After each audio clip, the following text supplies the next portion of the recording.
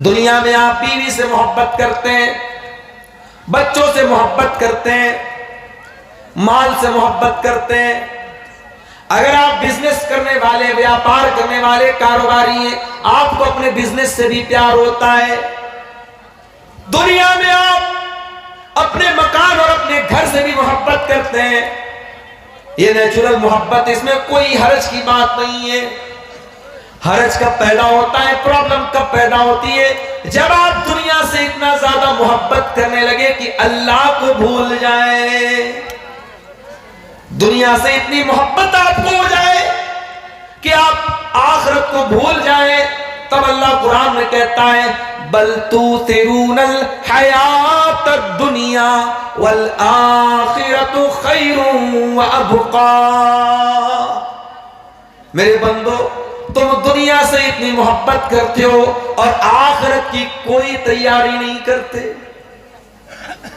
सर्दी का मौसम आ गया, जगह जगह आप देखेंगे सड़कों के ऊपर आग जल रही है। गर्मी का मौसम आता है, लोग अपने अपने घरों में एसी लगवाते हैं। ट्रेन में भी एसी का सफर हो रहा है, कार के अंदर भी एसी चल रही है। हम दुनिया के छोटे मोटे सफर के लिए गर्मी का इंतजाम करते हैं, सर्दी का इंतजाम करते हैं। मेरे प्यारे साथियों, कभी आपने अपने सफर आखिरत के बारे में भी सोचा है? एक दिन आएगा जब अल्लाह ताला हमें और आपको मौत से हमकनार कर देगा और हम नहीं जानते वो मौत कब आएगी। उत्तर प्रदेश में हमारे बहुत अच्छे साथी थे, डॉक्टर फरीद अहमद सलफी, हमारे यूपी के रहने वाले थे। हमारे जामिया सल्फिया, जहां से हमने तालीम हासिल की, हमसे 1-2 साल वो सीनियर थे। बहुत अच्छे इंसान थे, बहुत अच्छे इंसान, आलिम भी है और समाज की सेवा भी कर रहे हैं। और जिस इदारे से उन्होंने तालीम हासिल की थी, इतनी मोहब्बत करते थे उस इदारे से, उन्होंने स्कूल बनाया तो स्कूल का नाम सल्फिया स्कूल रखा। फिर उन्होंने अपने गांव में हॉस्पिटल बनाया, हॉस्पिटल का नाम भी उन्होंने सल्फिया हॉस्पिटल रखा। जामिया सल्फिया से उन्होंने तालीम हासिल की थी तो अपने स्कूल का, अपने हॉस्पिटल का नाम उन्होंने अपने इदारे के नाम पर रखा। कभी कोई मरीज आ गया, कोई परेशान हाल आ गया, कोई पुलिस केस आ गया, फौरन उसकी मदद करते थे। बेचारे कैंसर की बीमारी हो गई, अल्लाह को प्यारे हो गए, अभी 2 दिन पहले उनका इंतकाल। हम नहीं जानते मेरे भाइयों कौन सी बीमारी कब आएगी हमें। अभी हमारे ड्राइवर साहब जो पटना से आए वो बताने लगे, सीवान के अंदर एक मुसलमान भाई, उसकी 2 लड़कियां पढ़ती हैं पटना के अंदर, बीएससी कर रही थी लड़कियां। अच्छा खासा बाप कमा रहा है, बच्चियों को पढ़ा रहा है पटना के अंदर, अच्छी उनकी फीस भर रहा है। बाप का लीवर के अंदर कोई इंफेक्शन हो गया, बाप बीमार पड़ गया, दवा इलाज में पूरे जमीन जायदाद बिक गई। आज बेचारी जवान लड़कियां परेशान हैं। वो रिक्वेस्ट कर रहे, हमारे ड्राइवर साहब से कह रही थी कि कोई जॉब हो, कोई नौकरी हो, हमें बता दीजिए, पटना के अंदर नौकरी करेंगे। एक मुसलमान लड़की नौकरी करने के लिए दर दर की ठोकर खा रही है। मेरे प्यारे साथियों, बीमारी, मौत आपसे पूछ करके नहीं आएगी। हम कितने बड़े नादान हैं। छोटा मोटा सफर करना होता हम तैयारी करते हैं। हमें 400 किलोमीटर पटना से 450 किलोमीटर आपके मालदार पाड़ा आना है, हमने गाड़ी के अंदर पेट्रोल डलवाया, सीएनजी डलवाया कि नहीं साहब हमें लंबे सफर में जाना है, रास्ते में पेट्रोल पंप मिले न मिले। हम ट्रेन पे चढ़ते टिकट लेकर के चढ़ते कि नहीं साहब टीटी आएगा क्या जवाब देंगे, हमें टिकट लेकर के चढ़ना है। एक सफर वो है जो हमें आखिरत का सफर करना है और वो सफर कभी भी करना पड़ सकता है। हो सकता है रात में तकरीर सुन गए, कल सफर वो करना पड़े। इसलिए हम लोग जब रात में बिस्तर पे सोने जाते कौन सी दुआ पढ़ते? अल्लाहुम्मा बिस्मिका अमूतु व अहया। ये बच्चों को भी ये दुआ याद करा दो। जिस तरीके से बच्चों को वीडियो दिखाने का ढंग बताते हो, बच्चे दिन रात वीडियो देखते ना, दुआएं भी सिखाओ मेरी माओ। बच्चों को मोबाइल आपने थमा करके जो बिगाड़ा है इस कौम को, इस नस्ल को, इसका भी जवाब आपको देना पड़ेगा। माँ कहती है बोली साहब हमारा बच्चा बगैर मोबाइल के खाना नहीं खाता। तूने क्यों आदत डलवाई उसकी मोबाइल की? तूने क्यों मजबूर बनाया कि जब वो मोबाइल देगी तब वो खाना खाएगा? ये माए और ये बाप, इनकी कमजोरी है कि वो बच्चों को मोबाइल का इतना आदी। मैं ये नहीं कहता मोबाइल आप बिल्कुल मना कर दे, पाबंदी लगा दे, लेकिन आज ये मोबाइल हमारे बच्चों को खराब कर रहा है। रात में बिस्तर पे सोने जाओ, दुआ पढ़ो, अल्लाहुम्मा बिस्मिका अमूतु व अहया। अय अल्लाह मैं तेरे नाम से मरता हूं, तेरे नाम से जीता हूं।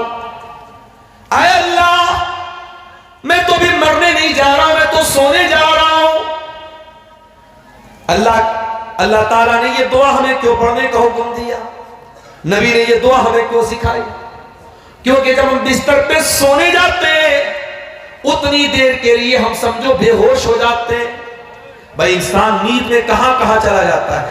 वो लेटा हुआ है मालदार पाड़ा में और नींद में वो कलकत्ता की सैर कर रहा है, ख्वाब में, होश में नहीं है, वो अलग दुनिया में है। सुबह उसकी नींद खुली तो वो देख रहा है मैं तो बिस्तर पे हूं, मैं तो सपने में जो है कलकत्ता में था, शौकत अली स्ट्रीट पे घूम रहा था, मैं कहां आ गया, अपने बेडरूम में आ गया। ख्वाब एक अलग दुनिया होती है, नींद एक अलग दुनिया होती है। तो एक तरीके से जब आप बिस्तर पे सोते हैं 6 घंटे के लिए, 7 घंटे के लिए आप सोते हैं, उतनी देर के लिए आपकी रूह अल्लाह ताला कब्ज कर लेता है, लेकिन सुबह उठने के टाइम वो रूह वापस आ जाती है। लेकिन एक दिन ऐसा आएगा आपकी रूह फरिश्ता निकालेगा, लेकिन वो रूह दोबारा आपकी बॉडी में नहीं डाली जाएगी। आप मर जाएंगे, आप अल्लाह को प्यारे हो जाएंगे। आप जितनी भी दौलत वाले बन जाएं, जितनी बड़ी बिल्डिंग बना ले, जितने पावरफुल बन जाएं, मौत का फरिश्ता आपसे पूछ करके नहीं आएगा, आपसे अपॉइंटमेंट लेकर के नहीं आएगा, आपका पैसा देख करके वो आपको छोड़ नहीं देगा, आपका पावर देख करके आपके साथ कोई रियायत नहीं करेगा। मौत तो अपने टाइम पर आएगी। हत्ता इज़ा जाअ अजलुहुम ला यस्ताखिरून साअतन वला यस्तक़दिमून। मौत आएगी तो एक पल आपको आगे पीछे फुर्सत नहीं मिलेगी। हत्ता इज़ा जाअ अहदहुमुल मौत क़ाल रब्बिरजिऊन। और मौत जब आएगी इंसान कहेगा आय अल्लाह वन मोर चांस, एक मौका और दे दे, एक मौका और दे दे अल्लाह। क्यों मौका मांग रहा है? लड़की की शादी करने के लिए मांग रहा है। शादी से याद आया, इसी बंगाल में एक जगह है कलकत्ता के अंदर मटिया बुर्ज, वहां गया, एक साहब ने बताया मुसलमान की शादी थी, अपनी बेटी को उसने जो जेवरात दिए थे, कई करोड़ के जेवरात उसने शादी में दिए थे।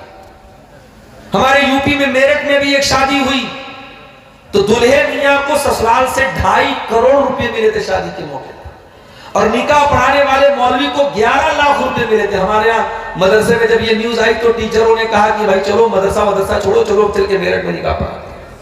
11 लाख रुपए निकाह की पढ़ाई पे।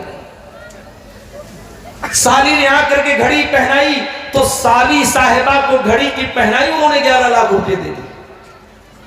ये मुसलमान है जिन्हें देख के शर्माए यहूद। ये मुसलमान की शादी है।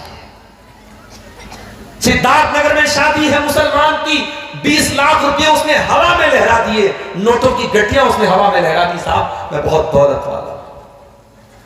हत्ता इज़ा जाअ अहदहुमुल मौत। ऐ दौलत लुटाने वाले, ऐ जहेज लेने वाले, ऐ लंबी लंबी रकमों को लुटाने वाले, ऐ शादी ब्याह में फजूल खर्ची करने वाले, कल मौत तो तेरे पास भी आएगी, और जब मौत आएगी तो तू क्या करेगा? रब्बिरजिऊन, ऐ अल्लाह एक मौका और दे दे। एक मौका और क्यों मांग रहा है? क्या बिजनेस को और बढ़ाना है? क्या बिल्डिंग को और ऊंचा बनाना है? क्या बिटिया की शादी करना है? क्यों एक मौका और मांग रहा है? कहता है लअल्ली अअमलु सालिहन फीमा तरक्तु।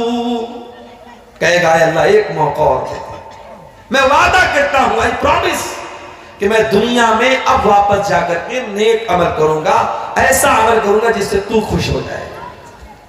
अल्लाह फरमाता है कल्ला, ये नहीं हो सकता, इन्नहा कलिमतुन हुवा क़ाइलुहा व मिन वराइहिम बरज़खुन इला यौम युबअसून। ऐ मेरे बंदे ये नहीं हो सकता, अब तू मर गया, अब तेरी दुनिया अलग हो गई, अब तेरे बीच में और दुनिया वालों के बीच में एक बरज़ख खड़ी हो गई, एक बैरियर खड़ा हो गया। अब तू दुनिया वालों से कोई कांटेक्ट नहीं कर सकता। ये बॉलीवुड की फिल्मों में दिखाया जाता है आत्मा वापस आती है दुनिया में, कोई आत्मा कभी वापस नहीं आती। किसी की कोई रूह कभी मरने के बाद वापस, लोग बोलते खुदकुशी करने वाले की आती है। क्यों भाई, उसकी क्यों आती है? बोले उसने आत्महत्या की है ना। अच्छा, तो उसकी रूह वापस क्यों आती है? बोले वो जब तक अपने असल टाइम उसका नहीं आ जाएगा तब तक रूह उसकी घूमती रहती है। तो भाइयों, जो आत्महत्या कर रहा है वो भी अपने असल टाइम पर ही मरा है। ये मत समझो कि वो टाइम के पहले मर गया है, उसकी मौत वैसे ही लिखी थी।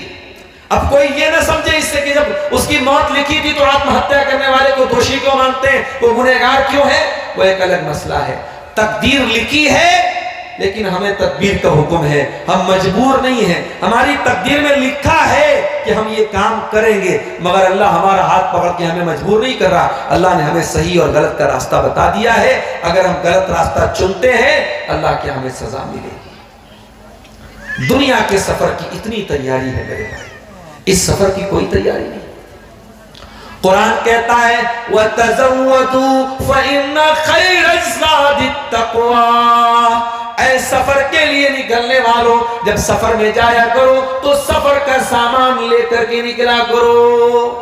अल्लाह के नबी के दौर में यमन के कुछ लोग हज करने जब आते थे, उमरा करने, तो वो सामान लेके नहीं जाते थे। बोलते हम तो हज करने जा रहे हैं, अल्लाह के घर जा रहे हैं, हम पैसा लेके नहीं जाएंगे, हम सामान लेके नहीं जाएंगे, खाली हाथ जाते थे। और जब मक्के में जाते थे तो लोगों के सामने हाथ फैलाते थे। अल्लाह ने फरमाया वतज़व्वदू, ऐ हज करने वालों, ऐ उम्रा करने वालों, ऐ सफर करने वालों, जब तुम सफर में निकला करो तो सामान लेकर के निकला करो, ज़ादे राह लेकर के निकला करो, सफर की तैयारी करके निकला करो। और जब तुम सफर की तैयारी करके निकलते हो फ़इन्न खैरज़्ज़ादित तक़वा, तो आखिरत के सफर की तैयारी कर लो। और आखिरत के सफर में ये पैसा काम ना आएगा, ये बीवी काम ना आएगी, ये बच्चे काम ना आएंगे। आखिरत के सफर में अल्लाह का तकवा काम आएगा, अल्लाह का डर काम आएगा। कभी सोचो मेरे भाई, कब्र के अंदर हमारा क्या हाल होता। अभी बंगाल से बिहार की बॉर्डर जब हम लोग क्रॉस करके बंगाल आने लगे, रास्ते में जब बड़ा सन्नाटा था, दोनों तरफ जंगल ही जंगल था। हमारे ड्राइवर साहब बोले, मौलाना शेख, हमको शेख बोलते, बोले शेख साहब ये तो बड़ा जंगल वाला इलाका आ गया। तो मुझे एक बात याद आई कि आज कार में हम लोग बैठे हैं, जंगल वाला एरिया आता है तो हमें एक डर महसूस होने लगता है। कल कब्र में जब हम जाएंगे, जब कब्र में हम जाएंगे, वहां तो मोबाइल नहीं होगा कि हम टॉर्च जला लें, वहां तो कोई एसी पंखा नहीं लगा होगा। उस कब्र में जब हमारे अमल के हिसाब से या तो कब्र को बहुत ज्यादा अल्लाह ताला तंग कर देगा, और अगर हमारे अमल अच्छे हैं तो कब्र को कुशादा कर देगा, या तो कब्र में अंधेरा होगा, हमारी पिटाई होगी, या अल्लाह तबारक व तआला जन्नत की खिड़की खोलेगा। मेरे भाइयों, हम दुनिया की जिंदगी को जन्नत बनाने की इतनी तैयारी कर रहे हैं, कब्र की जिंदगी को हम बेहतरीन बनाने की तैयारी क्यों नहीं कर रहे? जिसके बारे में मालूम है कि इस कब्र में हमें जाना है। हमारी माँ गई थी, हमें भी कल जाना, अपने बाप का जनाजा हमने उठाया, कल हमारा जनाजा कोई उठाएगा। उस सफर की हम तैयारी क्यों नहीं करते मेरे भाई? अल्लाह के प्यारे नबी को देखो मेरे साथियों, एक अंसारी सहाबी का जनाजा है, जनाजे को कब्र में उतारा जा रहा है। अल्लाह के प्यारे नबी जनाजे के किनारे बैठे हुए हैं, कब्र के किनारे बैठे हुए हैं, आपके सहाबा भी आपके आसपास बैठे हुए हैं। अचानक आपने कब्र के अजाब के बारे में सोचा, आपकी आंखों से आंसू बहने लगे, फबका, आप रोने लगे, इतना रोए हत्ता बल्लत सरा, आपके आंसुओं से वहां की जमीन तर हो गई, वहां की जमीन भीग गई। कभी आपको कोई कब्र देख के आंसू आया? कभी हमें कोई कब्र देख के आंसू आया? नहीं आया। क्यों नहीं आया? हमारे दिल पत्थर हो चुके हैं मेरे भाई।